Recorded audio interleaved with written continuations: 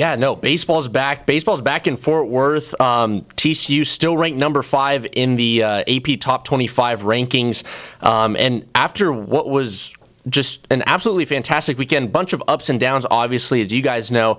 We'll get into some of that briefly, but just kind of recapping this weekend, TCU played Florida Gulf Coast. They hosted the Eagles here at Lupton Stadium for the first time this season to open up 2024. Friday night was one heck of a game with TCU making a comeback. They were down 9-3 at one point in the game and came back to win 10-9 thanks to a walk-off strikeout from Jack Arthur after an after a throwing error to first base that saw Peyton Chatagnier score. And then on Saturday, it was a bit of the same. TCU down 10-3 at one point in the game, and then they came back 13-10. Our guy, Peyton Tolley, with a massive 3-run home run in that bottom of the 8th inning. That gave TCU the lead, and then obviously Luke Boyer's got an RBI single to just add on to the tally. And then Sunday's game was a little more straightforward for TCU. Still gave up some runs, but man, that offense was just as powerful as the 2 days prior. Zion, I guess just starting with you, what are your first kind of thoughts, feelings about TCU baseball being back, but also just from this series and sweeping the Eagles? Yeah, it was great to see them back in action and really get to see what this top 5 team looks like on the field. I obviously severely underestimated Florida Gulf Coast. Didn't know much about them. Learned over the weekend that they were one of the top offenses in baseball last season. So a lot of credit to them. Their offense showed up. Their pitching, well, in the middle innings and towards the end kind of fumbled there. But really just speaks to the resiliency of this TCU team, the ability to come back in back-to-back games like that, especially down 6-7 runs. That takes a lot to get back into that game. Really impressed with the offense so far. Pitching and defense could use a few tweaks, but to get a sweep to start the season is always really good. If they're going to be playing like that all year long, I hope you have your nitroglycerin pills at the ready to dispose of. That was a heck of a weekend. I was really, the offense obviously is the one thing that you can say that was really good this weekend, because it was, and they were really resilient, as y'all have said. Peyton Chatagnier, hey, heck of a job, dude. Just clap it up for him. You know what? Let's clap it up. Let's clap it up. Clap it up for Peyton Chatagnier. 2 homers in Game 2, and I mean, that's all you really can ask for out of a leadoff guy. He continued to get on, and I was just really impressed by him because I honestly didn't exactly know what we were going to see out of him early, but we saw the speed that we were promised, and we saw that athleticism that we were also promised, and that's what you get when you get a guy from a team that won a national championship 2 years ago. Yeah, no, Peyton Chatagnier is just kind of burst onto the scene here in Fort Worth, obviously playing second base for the Horned Frogs right now. He's done really well in leadoff, just like you said, Seth. I think he provides that spark at the top of the order. And so far this season, he's 3 for 3 on stolen base attempts. So definitely looking forward to seeing what he can continue to produce this season as we go forward. But kind of sticking with some of the new guys that came to TCU, and I guess I'll start with transfers just to start. Peyton Tolley, obviously, we've talked about him a lot. We had him on our show, but he was the Friday night starter against the Eagles during this series. He had a bit of a rough go on the mound. He went 3 innings, gave up 3 hits and 4 runs. He had 1 walk, but he did strike out 7 batters, and he struck out the first 5 batters all on swinging strikes. So phenomenal stuff pitching-wise. Hitting, it took him a little bit of time to get going, but really glad to see him doing well and making an immediate impact in this lineup. What did you guys kind of like from him and maybe some other transfers and young guys? Yeah, Tolley, he's got that overpowering stuff on the mound. 7 strikeouts in 3 innings is pretty good stuff there from him. But I think he'll get settled in, maybe some first day nerves, potentially, who knows. Yeah. But, and obviously at the plate, that'll take some time. But you saw the stuff. You saw that go-ahead home run in Game 2. Just a really, really cool welcome to Fort Worth kind of moment. Make your presence known. Super excited about that. And yeah, I mean, was really impressed with Chatagnier. Loved the energy he brought. We kind of saw that a little bit with Trey Richardson last year at second base. Now that we're seeing that with Chatagnier, it's pretty exciting. I will say with Zach Morris, the other transfer from Arkansas, I believe, he kind of struggled with his command a little bit. I think the stuff is there. He's got what it takes, but yeah, he lost control a little bit. I think his release point was a little bit off. Had a few walks, so I think if he can kind of smoothen things out there on the pitching, on the mechanics side of things, he can be fine for us.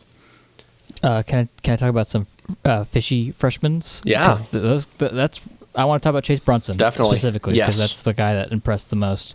He won Big 12 Newcomer of the Week, I believe. Yep. So you know what? Claps it up, Chase. There you go. I mean, he was the expected starter in center field, I think, for all of us here. And when we talked to Peyton last Monday, we were told that was correct, which was nice to hear, essentially from the horse's mouth. But did he exceed expectations right off the bat? And if he's going to be like that all year, then center field is just it's lockdown, and we're in good shape. And hopefully that continues. Obviously, there's going to be some adjustment both from opponents, and then he's going to have to counter adjust. That's how this usually goes, especially for someone where teams don't really know a lot about him. And we'll see if he can adjust to that. And if he can, he's going to be a really, really good player for TCU going forward, I think. Yeah, no, Chase Brunson, he's got all the makings of a star for TCU. I think it's similar because his I don't want to say trajectory, but I think maybe journey at least at the start here as a Horned Frog, it's very similar to Elijah Nunez. Elijah Nunez was a big prospect coming out of this area, coming out of the Arlington area more specifically. And when he came to TCU, he became the starting center fielder and obviously held that position for the following 3 years before getting drafted this last year after making the trip to Omaha. And I'm kind of hoping maybe for Chase Brunson, this is a very similar track. I mean, he's someone that in fall ball, we weren't really sure who was going to start out in center field. It was a big question mark coming into the season, but then in the weeks leading up to it, slowly became just a little more clear that this team and Kirk Sarlos and the rest of the coaching staff is very, very high on Chase Brunson, and he couldn't have had a better start to the weekend. He could not have had a better start to his TCU career after what was an awesome weekend. He had 2 home runs and 4 RBIs. He had 2 doubles. So far this season he's 6 for 10. He's making all kind of noise at the plate. He's tracking down fly balls in center field. He's quick out in center field. It looks like he can read balls off the bat real easily. I'm really impressed by what Chase Brunson has done in just 3 games as a Horned Frog, and I'm really excited to kind of see where he takes that. Mm-hmm. Chase Brunson's looked really, really good. Yeah, no strikeouts for him either this weekend. That's kind of what I wanted to touch on a little bit. This team, 6 strikeouts in game 1, 4 in game 2, and 7 in game 3. They had more walks than strikeouts as an offense throughout the entire series. So really good plate discipline. The Florida Gulf Coast pitchers did struggle a little bit with command, and TCU took advantage of that, so really liked that as well. Yeah, and kind of just going off of that, right? TCU, I believe on Friday night, they had 9 walks as a team, and then this whole weekend in total, they had 24 walks, so that's an average of 8 walks a game. And when you get 8 walks a game, sure, you can say that it's bad pitching and things like that, but also, just like you said, the lack of strikeouts from the TCU batters tells me that these guys have a good eye as well. These guys have trained eyes. These guys have, perhaps veteran eyes at the plate, and they know the strike zone and they're working counts. Very few times this weekend did I see a TCU batter go down 1, 2, 3 real quickly without making it a tougher at bat for the opposing pitcher. And that's what I like to see, whether it's from a veteran, someone who's in the middle, or even a freshman like Chase Brunson. These guys are in there for the fight every time they go up to an at bat, and they work counts and they get that starter tired or that reliever tired. Yep, and that made those games very long. Yes, incredibly long. Well, I think the first one was 4 hours and 7 minutes. Second one was under 4 hours. Then game 3 was 4 hours and 3 minutes total. Yep. I mean, it was probably the longest opening series I've ever watched or been a part of. Mm-hmm. It was very long. Whoever was running the pitch clock, do a better job next time. Start it 2 seconds earlier, please. I know, seriously. Because I know it's not the pitch clock's fault because we are having to make up time with all those pitching changes because, okay, correct me if I'm wrong. I do not think that college baseball has a 3-batter minimum. No, it doesn't. We need it now, and we need it. We need it now, and we need it yesterday. So, yes. I feel like that would help more than anything, more than the pitch clock. Yeah. I think that's, and also, in my opinion, I like it because it brings about a form of strategy. Obviously, there's strategy involved now, but we've seen it in Major League Baseball, and also it would make the games quicker. Yeah. Also, give them like I don't know, 3 less warm-up tosses because they've been throwing for like 10 minutes in there. Yeah, no, it was. I think that was the biggest problem. Obviously when you score a lot, the game is naturally going to elongate. But it's the pitching changes when you take a minute or 30-second breaks. We only know this because we work in production of how long the breaks are in between pitching changes, and it's just those 90 seconds add up over the course of the game when there's 10, 12 different pitchers in total, right? So yeah, this weekend was an incredibly long series in terms of just watching the game. And if you were at the game in the cold, I wouldn't be surprised if many of you listeners left early because it's pretty chilly out there as well, especially on Friday and Saturday. But no, it's a great start to the season. Kind of shifting the conversation now, I want to talk a little bit about this bullpen. We've talked about the starters, obviously. Peyton Tolley, Cole Klecker, and Zach Morris all got the starts this weekend. But kind of just switching gears to the bullpen, Zachary Coyer had probably the best start that he could have asked for. He was a reliever at McClellan College. He was teammates with Cole Fontenelle, who obviously just recently left TCU for the LA Angels. But Coyer came in this weekend. He's 2-0 after he had great relief outings on Friday and Sunday. He's 2-0, had 4 2/3 innings pitched. He was used quite a bit in this opening series. But he came into multiple situations where they were actually, both of them were bases loaded, no outs. And he managed to get out of it, only giving up 1 run, and that 1 run wasn't even his. It was actually Andrew Mosiello's from Sunday, from Saturday actually.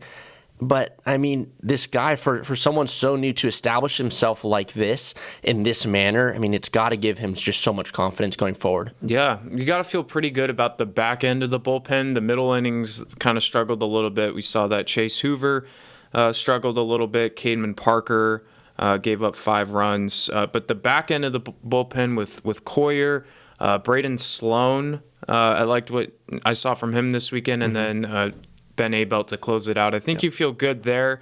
But yeah, I was very impressed with Coyer to come in and kind of settle things down after giving up a lot of runs prior from the starters. Yeah, this was the first series, so obviously Kirk Saarloos is trying to determine whether or not he's going to insert different pitchers into different scenarios, and he learned quite a bit, I would say, about who he is going to insert in certain situations. For Cademan Parker, that was his first time pitching in a game in over almost a year and a half, maybe 2 years at this point. So I cut him some slack. I cut everyone a little bit of slack, obviously, because it's the first bit of game action. But it still gives some insight into who's going to be in what high leverage situations. Obviously, we knew that Ben Abelt was going to be probably the closer, but now if Coyer can do this, then he's the perfect guy to put in that 7th and 8th inning and high leverage spots going forward. And I like what I saw out of Sloan as well. And Luis Rodriguez pitched really well in that 1 inning that we got to see him in as well.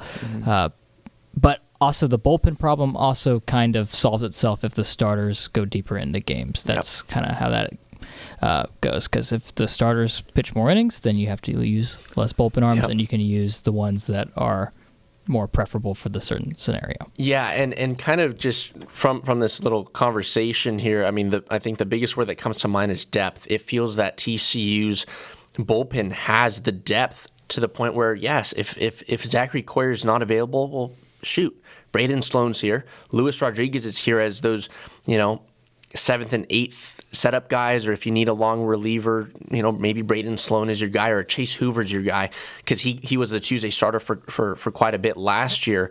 But that's the thing. TCU's bullpen's got a lot of depth to it, a lot of arms, lots of lefties too, which is definitely something that I like to have in a bullpen. But I was really impressed. I was really impressed with how this bullpen gave the offense some time to come back into the games. And I think that was the biggest thing, was kind of just managing that load and just turning over the lineup and saying, all right, offense, here's another chance to go get us some runs. Here's another chance to go eat back at that 7-run deficit. And that's exactly what we saw on Monday and Saturday. Friday and Saturday. Yeah, pitching is kind of probably the biggest struggle early on. I think we saw that a little bit last season. The offense was really hot last year, and it seems like that same theme is happening this year. It's going to take some time to figure out where players belong, because not every pitcher is built to pitch in the 8th inning. Some prefer the 6th or the 7th. Some like to pitch in the earlier innings. And even for a guy like Cole Klecker, he gave up 4 earned runs, 7 hits. I don't think he pitched terrible. He kind of what he did last year, very aggressive in the strike zone, left a couple pitches up, and he bit the bullet for that. So I think he'll be fine. But yeah, overall, I think the depth, like you said, Ian, is there for sure.